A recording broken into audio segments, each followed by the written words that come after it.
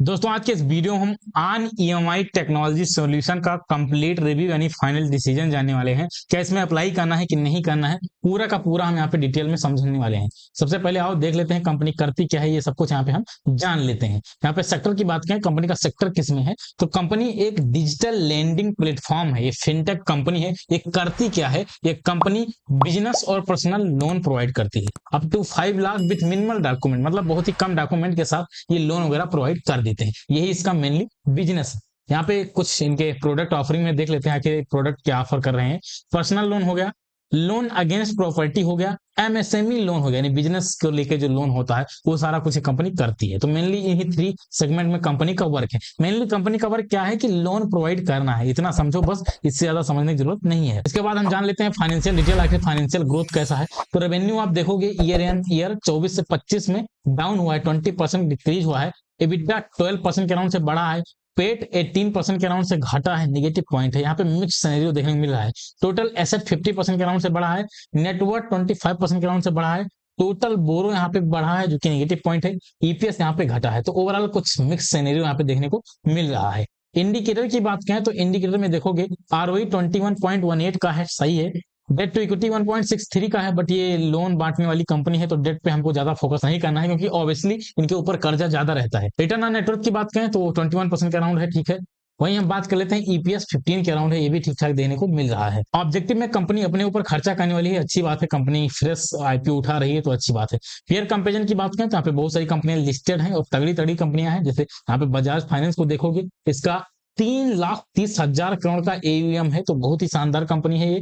छोला का 1.5 लाख करोड़ के अराउंड है, तो इससे काफी तगड़ी तगड़ी कंपनियां यहाँ पे लिस्टेड हैं। ओवरऑल हम एक लिस्ट देख लेते हैं, आखिर पेयर में अपना आईपीओ कहाँ पे सस्टेन कर रहा है। तो नंबर 1 पे बजाज आ रहा है, दूसरे पे ऑन ईएमआई आ रहा है, अपना आईपीओ सेकंड पे आ रहा है। उसका रीजन आपको दिखाई दे रहा हूँ। इसका रिटर्न ऑन नेटवर्थ ठीक ठाक है, ईपीएस ठीक ठाक है, और पी यानी वैल्यूएशन वाइज देखोगे तो सस्ता देखने को मिल रहा है। इन सब की वजह से दूसरे नंबर पे देखने को मिल रहा है। बाकी इसको बहुत सारे लोग 3rd नंबर पे 4th नंबर पे रखेंगे, बट मेरे अकॉर्डिंग ये दूसरे पे आ सकता है। यदि वैल्यूएशन वाइज देखो, प्लस में रिटर्न ऑन नेटवर्थ वगैरह सब कुछ देखो, तब ये छोटी कंपनी है बट सस्ती मिल रही है, अपने ये पीएस में सस्ती मिल रही है, इसलिए कहीं ना कहीं यहाँ पे बेस्ट ऑप्शन हो सकता है। आईपीओ प्राइस की बात करें, ऑब्वियसली आईपीओ का प्राइस फेयर है भाई, इस प्राइस पे आईपीओ लाए हैं तो सही है, अच्छी है।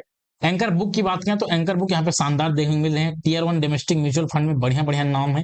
क्वांट है, टाटा का है, एचडीएफसी का है, आईसीआईसी का है, तगड़ा नाम यहाँ पे देखने को मिल रहा है। 57% का पोर्शन इन्हीं का है। टॉप एफपीआई का 18.8% का पोर्शन है। एआईएफ का 5.4 का है।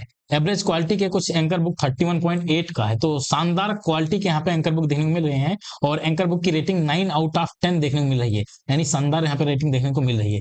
एंकर बुक की रेटिंग शानदार है। फंडामेंटल स्ट्रांग है कि नहीं, तो भाई फंडामेंटल स्ट्रांग है, बट रिस्की है। रिस्की क्यों है, आपने देखा होगा कि रेवेन्यू वगैरह डिक्रीज हुआ है, बहुत सारी चीजें फाइनेंशियल में जब मैंने डेटा पढ़ रहा था तो वहां पे आप देखे होंगे बहुत सारी चीजें यहाँ पे डिक्रीज हुई है, जो कि एक निगेटिव पॉइंट है। तो इसलिए फंडामेंटल तो इसका स्ट्रांग है, अप्स एंड डाउन इसमें लेकिन बहुत ज्यादा आ रहे हैं, तो एक रिस्की चीज हो सकता है। ठीक है, मे बी आने वाला क्वार्टर रिजल्ट और बेकार आ जाए तो फिर आपके लिए हो सकता है प्रॉब्लम हो जाए। जीएमपी की बात करें, जीएमपी बहुत ही कम चल रहा है, 0.9% का जीएमपी है। जीएमपी कुछ खास यहाँ पे देखने को नहीं मिल रहा है। अप्लाई करना है कि नहीं करना है, तो देखो मैं पर्सनली इसको अवॉइड कर रहा हूं। मैं अभी तो इसमें पैसा नहीं लगाने वाला हूं।